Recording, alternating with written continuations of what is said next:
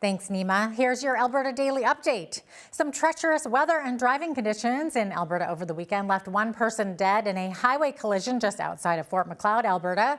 RCMP are reporting that a passenger van traveling with 3 occupants collided with a semi-truck at the intersection of Highway 3 and Highway 2.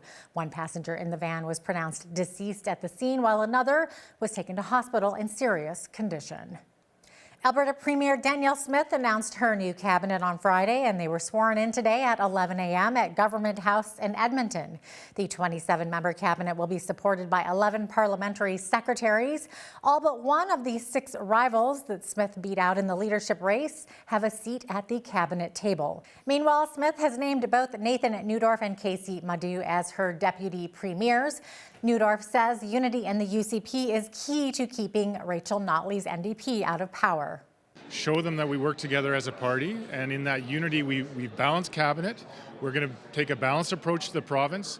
We're going to address a number of key issues like affordability, healthcare reform. Both the United Conservative Party and Alberta's opposition NDP held their respective AGMs this past weekend. Our own Naveen Day attended the UCP meeting in Edmonton to provide a recap of Smith's keynote address and press conference. The highlights included energy, affordability, and slimming down Alberta health services at the management level. She also delivered another apology and discussed amnesty for Albertans charged for violating public health restrictions during the COVID-19 pandemic. Alberta Premier Danielle Smith delivered her keynote address at the United Conservative Annual General Meeting on the Enoch Cree Nation Saturday afternoon. In her speech, Smith discussed ways her government will keep money in Albertans' pockets when it comes to energy. Over the coming weeks and months, you'll see our government take decisive action in this regard to ensure that families are not obliged to choose between power for their homes in winter or the nutritional food for their families. We will lower the cost of electricity. To restore affordability to daily life during a time when budgets are being stretched beyond limits, our government will look to removing the provincial fuel tax and ensure that gas stations lower their prices appropriately when we do. And we will fight the NDP Liberal Coalition's 300% increase to the consumer carbon tax. 300%, my friends, during an inflation crisis. Have these folks lost their minds? She also touched on trimming AHS staffing at the management level. The system, my friends, is broken. Most of those managing AHS today are holdovers from the NDP years. They have had their chance to fix this bloated system, and they have largely failed on almost all accounts. Failure is no longer an option. Following her address, she spoke to the media where she delivered another public apology. This time, it was to the group who she called the most discriminated group she ever witnessed in her lifetime. I'm deeply sorry for anyone who was inappropriately subjected to discrimination as a result of their vaccine status. I'm deeply sorry for any government employee that was fired from their job because of their vaccine status, and I welcome them back if they want to come back.